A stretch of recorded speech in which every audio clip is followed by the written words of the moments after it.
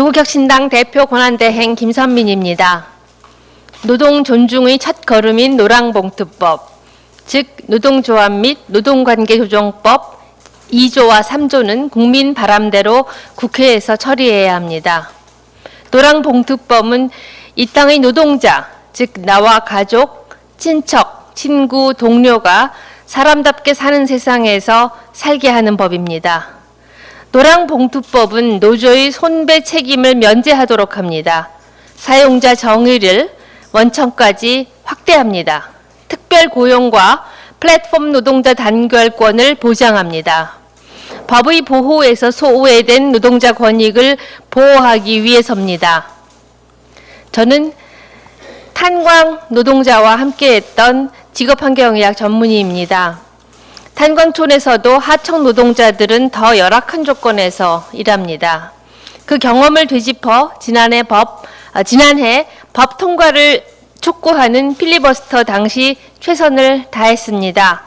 안타깝게도 내란 우두머리 윤석열은 노랑봉투법에 거부권을 행사했습니다.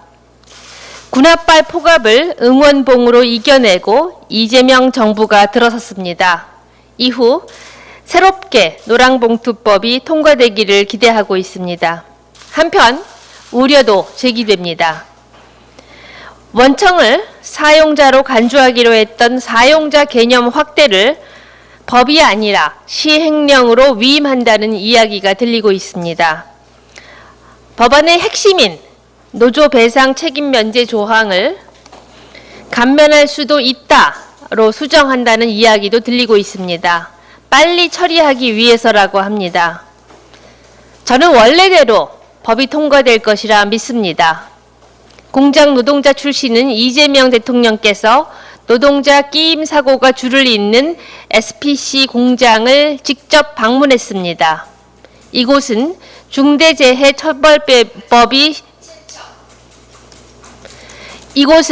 중대재해처벌법이 시행되고 있으나 사망사고가 3년 연속으로 나온 사업장입니다.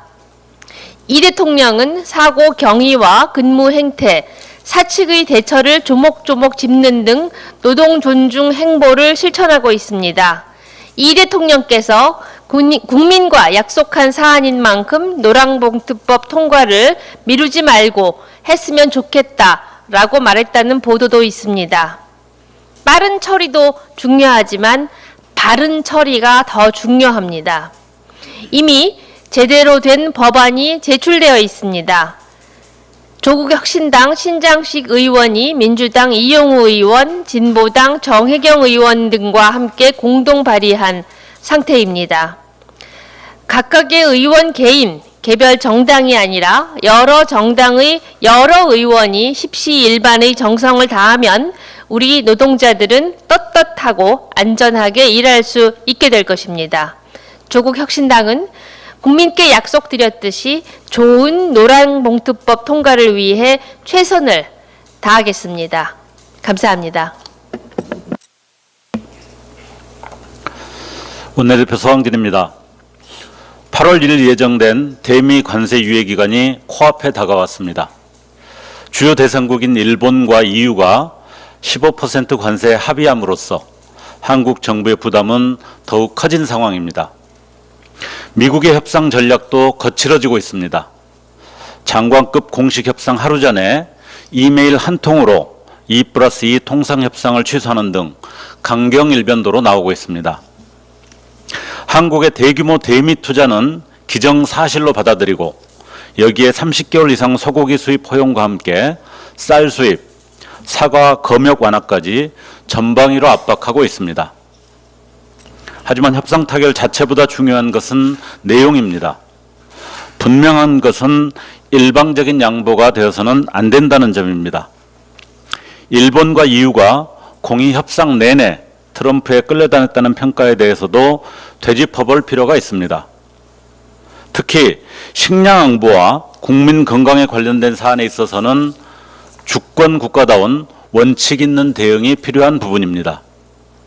지난날 국제통상협상의 고비마다 농업 부문이 전체 협상의 부담을 감내해왔다는 점 기억해야 합니다. 농민들에게 또다시 일방적 희생을 강요해서는 안 될 것입니다. 심각한 기후위기 시대에 농업은 단순한 교육 품목이 아닙니다. 국민의 식탁과 생명을 지키는 최후의 보루입니다. 식량 주권은 국가 안보와 직결된 문제입니다. 지난 30여 년간 국제 통상협상 과정에서 농업 분야가 감내해온 결과는 식량 자급률 하락과 농가 부채 증가, 그리고 농촌 공동화였을 뿐이었다는 뼈아픈 지적에 귀 기울여야 합니다. 잊지 말아야 할 것은 국가 경제와 산업의 흥망이 걸린 이번 통상협상에서 여야가 따로 있지 않다는 점입니다. 이 사안만큼은 국익의 중심을 두고 미국의 일방적이고 부당한 요구에 대해 여야가 한 목소리로 대응해야 할 것입니다. 이번 관세협상은 이재명 정부 외교력의 첫 시험대입니다. 원칙 안에서 최대의 국익을 확보할 수 있기를 바랍니다. 행정가로서 보여왔던 이 대통령의 승부사다운 태도가 이번 통상협상에서 빛을 발휘할 수 있기를 기대합니다. 이상입니다. 최고위원 황명필입니다. 너희 중에 죄 없는 자가 먼저 돌로 치라. 요한복음 8장 7절의 이 말씀을 자기들 편한 대로 써먹는 사람들이 있습니다. 이진숙 씨가 대의를 위해 목숨을 걸어본 사람만 나에게 돌을 던지라고 했더군요. 윤상현 의원은 내 목을 먼저 침으로써 국민의힘이 살아난다면 나부터 먼저 치라며 나섭니다. 사실은 둘 다 왜 나만 갖고 그래? 라는 소리를 하고 있는 것이죠. 저는 자격이 있으니 그 돌을 던지겠습니다. 빛의 혁명을 이룬 위대한 시민들도 함께 하실 것입니다.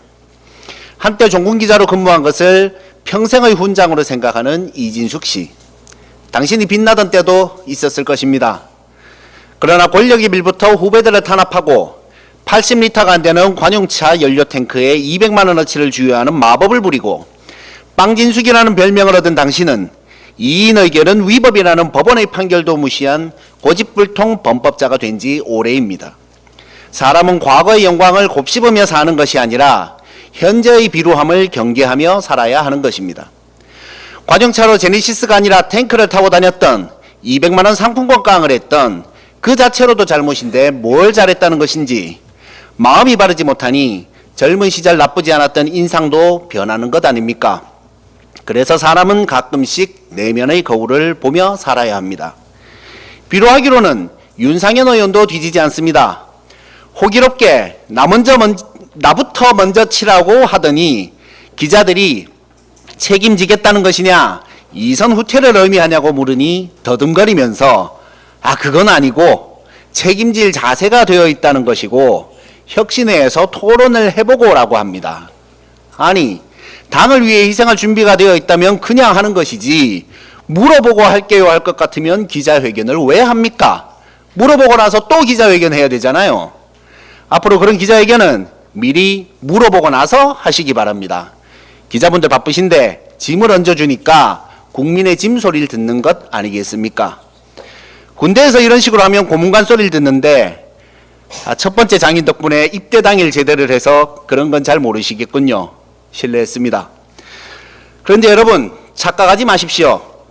예수님의 그 말씀은 남을 비난하려면 자기 스스로를 돌아보고 하라는 것이지 남이 자신을 비난할 때 스스로를 정당화하기 위해서 쓰라는 것이 아닙니다.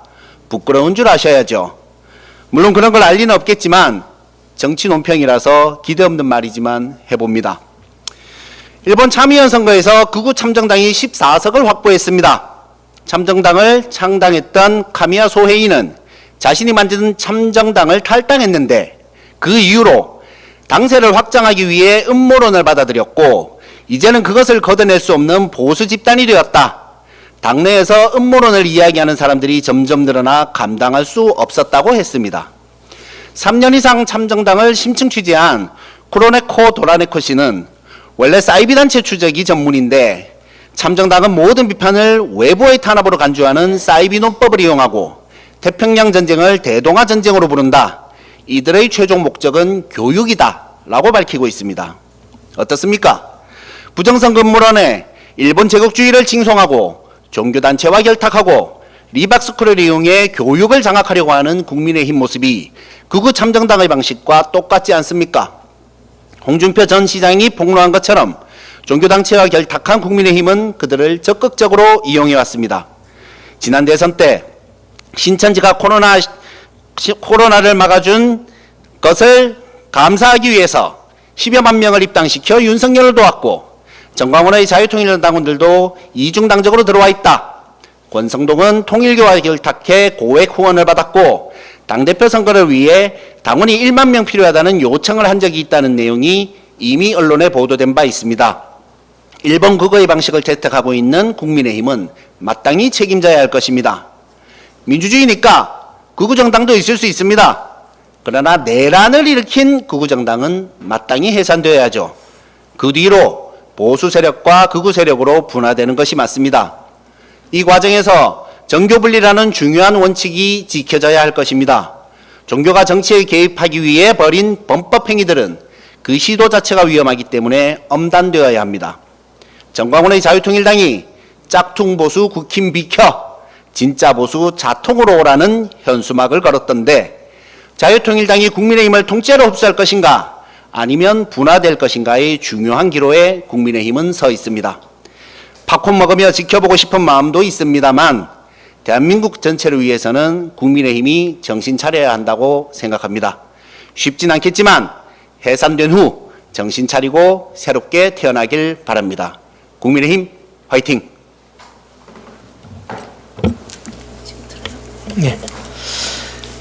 네, 최고위원 차기군입니다. 저는 지난주 목요일 최근 산사태가 발생하여 여러 명의 희생자가 발생한 경남 산청군 산사태 현장에 국회 산불특위 위원들과 함께 다녀왔습니다. 산청은 올해 봄 대규모 산불도 났던 곳입니다. 대규모 산불과 산사태라는 큰 재난을 한 해 겪으신 경남 산청군 주민 여러분께 먼저 깊은 위로의 말씀을 드립니다. 국회 산불특위가 우선적으로 점검한 것은 산불이 나면 산사태 발생 가능성이 최대 200배 더 높다는 산림청 산림과학연구원의 발표처럼 이번 산사태가 올해 봄 산불이 났던 곳에서 발생한 것인지 여부였습니다. 그런데 제 오른쪽에 보시는 사진과 같이 올해 봄에 산불이 났던 시천면의 경우는 산사태가 별로 없었으며 제 왼쪽에 보시는 것처럼 오히려 올해 봄 산불 지역이 아닌 산청군 부리 모고리에서 대규모 산사태가 발생한 것을 알 수 있었습니다. 이와 관련해서 산림청은 부리 모고리 지역에 폭우가 집중적으로 쏟아져서 산사태가 발생한 것 같다고 브리핑을 하였습니다. 그러나 산림청과 산청군에 의하면 적어도 4일간 누적 강수량은 올해 봄 산불이 났던 시천면이 더 많았습니다. 그에 비해 산사태로 여러 명의 사망자가 발생한 부리 모고리의 경우는 산사태 취약지구로 지정되지 않은 곳에서도 큰 산사태가 발생했습니다. 현장 브리핑에 의하면 산사태로 인명피해가 발생한 15개 중에서 산사태 취약지구로 지정되어 있던 곳은 4군데 불과했으며 지정되지 않은 지역이 훨씬 더 많았다는 것입니다. 여기서 주목할 점은 부리 모고리의 경우는 16년 전인 2009년경에 산불이 났으며 현지 주민의 말에 의하면 그 후 벌목과 조림 사업이 있었다는 것입니다. 보시는 것은 2010년 6월 항공 사진입니다. 산림청은 부리 모고리에 산사태가 대거 발생한 것은 기록적 폭우가 집중되었기 때문일 가능성이 높다고 설명하였습니다. 물론 기록적 폭우가 가장 직접적인 산사태의 원인일 것입니다. 그러나 시천면의 경우 4일 누적 강수량은 오히려 부리 모고리보다 더 많았다는 점에서 기록적 폭우만이 산사태의 발생 원인 전부다라고 단정할 수 있는지 의문입니다. 이와 관련 해외 논문에 의하면 벌목하면 그 뿌리는 5년경부터 썩기 시작하며 벌목한 곳에 새로 조림한 어린 나무는 15년 정도가 넘어야 뿌리가 안정적으로 자리 잡기 때문에 벌목 후 5년부터 15년 정도가 산사태 가능성이 매우 높다는 것입니다. 이러한 해외 논문과 생태 수리 토목 전문가들의 주장에 의하면 이번 부리 모고리 사태는 무리한 벌목과 조림 사업이 간접적인 원인이 되었을 가능성을 배제할 수 없습니다. 해외 논문과 이에 근거한 민간 전문가들의 주장이 맞다면 과거 벌목과 조림 사업이 있었고 그로부터 15년 언저리에 있었던 부리 모고리 지역 일대는 모두 산사태 취약지구로 지정되었어야 하는 것이 맞습니다. 하지만 사망자가 발생한 일부 지역은 산사태 취약지구로 지정되어 있지 않았다는 것인 바 이에 대한 철저한 조사가 필요합니다. 이와 관련 산림청과 지자체는 빠지고 전문가 풀에서 선정한 전문가들이 현재 산사태 원인 조사를 한다고 하지만 과연 산림청 추천 전문가들이 산림청의 영향에서 완전히 자유롭다고 볼 수 있는지 의문입니다. 실제로 올해 5월에 발표된 감사원 감사 보고서에 의하면 민간 전문가가 임도 부실 시공이 산사태 발생을 초래했을 가능성이 있다는 의견을 제시하였음에도 불구하고 원인 조사 결과 보고서에는 해당 내용이 제외되었고 산림청은 민간 전문가 의견이 제대로 반영되었는지 여부를 검증하지도 않았다는 사실이 드러나기도 하였습니다.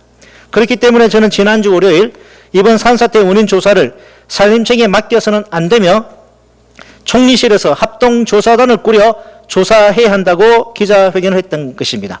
저는 오늘 오전 총리실 국장을 만나서 다시 한번 총리실이 주도하는 산사태 원인 조사 필요성을 전할 예정입니다. 이재명 대통령님, 김민석 총리님, 산사태 원인 조사를 총리실에서 주도해 주실 것을 다시 한번 강력히 요청합니다. 현재 산림청의 추천으로 1차 산사태 원인 조사를 하고 있다는 전문가들에게도 요청합니다. 만일 전문가 여러분들의 의견이 묵살되거나 반영되지 않으면 즉시 국회에 알려주시기 바랍니다. 그리고 산림당국의 부실한 산림사업이나 관리가 부리 모고리의 토양 안정성을 훼손하여 이번 산사태의 간접적인 원인을 제공한 것은 아닌지도 철저하게 조사해 주시기 바랍니다. 왜 인명피해가 발생한 15개 장소 중 4군데만이 산사태 취약 지역으로 지정되고 그 외 11군데의 지역은 지정되지 않았는지도 철저하게 조사해 주시기 바랍니다. 만일 제기되고 있는 의문점과 관련한 조사가 제대로 이루어지지 않는다면 국회는 그 경위에 대하여 조사한 후 관련자들의 책임을 엄중히 물을 것입니다. 존경하는 국민 여러분, 기후위기 시대의 산불과 산사태는 더 빈번히 더 큰 규모로 발생하고 있습니다. 우리는 묻지 않을 수 없습니다. 산불과 산사태를 어쩔 수 없는 기후재난과 지형 탓으로만 돌리면 도대체 인간이 정부기관이 할 수 있는 것은 무엇이란 말인가? 그리고 정부는 왜 존재하는가라는 의문입니다. 우리 국민들은 산 아래에 작은 집을 짓고 두 발 뻗고 편히 자는 그런 평범한 삶을 누릴 권리가 있으며 정부는 당연히 이를 보장해 줘야 할 막중한 책무가 있다는 사실을 다시 한번 강조하면서 발언을 마치겠습니다. 최고위원 이혜민입니다. 경찰이 류희림 전 방심위원장의 민원사주 의혹에 대해 무혐의 처분을 내렸습니다. 사주된 민원이라도 사주받은 사람이 동조했다면 진정한 민원이 아니라고 단정할 수 없다는 경찰의 황당한 논리는 민원사주의 정당성을 부여한 궤변입니다. 압수수색조차 없이 이뤄진 부실 수사는 경찰에 의한 언론 탄압 면죄부입니다. 이 결정은 앞으로 방심위원들이 민원을 사주해서 계획적으로 언론사를 징계해도 문제 안 된다는 독재적 선례를 남길 것입니다. 경찰은 류희림에게 언론 탄압 면죄부를 주었고 이진숙 방통위원장은 그 부당한 제재에 국민 혈세로 방패막이 노릇을 하고 있는 상황을 알려드리겠습니다. 류희림 전 방심위원장은 단순히 민원사주 의혹을 넘어 정권의 방송장악 행동대장을 자처했습니다. 그는 뉴스타파 김만배 녹취록 보도를 가짜 뉴스로 규정하고 심의 전담센터를 세워서 뉴스타파라 이를 인용한 MBC 등 4개 방송사의 최고 수위 중징계를 내렸습니다. 김건희 씨 명품백 수수 영상까지 긴급 심의를 시도하며 노골적으로 정권을 옹호했습니다. 경찰이 면죄부를 준 민원사주를 통해 이루어진 언론 탄압의 실체입니다. 문제는 여기서 끝나지 않았습니다. 방심위가 내린 부당한 제재에 언론사들이 불복하고 소송을 제기하면 그 소송의 주체는 방통위가 됩니다. 즉 방통위는 방심위의 언론사가 제재가 정당했음을 법정에서 변호해야 하는 위치에 놓이게 되는 것입니다. 현재까지 류희림 방심위의 제재 사항을 변호한 이진숙의 방통위는 1심에서 15전 15패라는 참담한 성적을 기록했습니다. 뉴스타파 김만배 신학립 인용 보도부터 MBC 대통령 전용기 배제 보도까지 모든 소송에서 패소했습니다. 이 15전 15패는 류희림 방심위의 제재가 얼마나 터무니없고 부당했는지 명백히 보여주는 증거이며 동시에 이를 옹호하려 한 이진숙 방통위의 무능과 편향성을 여실히 드러내는 결과입니다. 더욱 기가 막힌 것은 1심에서 줄줄이 패소한 이진숙 방통위원장이 이 모든 소송에 대해 건건히 항소를 제기했다는 점입니다. 조국혁신당에서 단독으로 알아낸 바에 의하면 방통위가 직접 수행하지 않은 한 건의 소송을 이진숙 위원장 본인의 탄핵 대리 변호사였던 최창호 변호사에게 맡겼습니다. 탄핵 심판 전문 변호사이지 방송 관련 소송 경험은 전무합니다.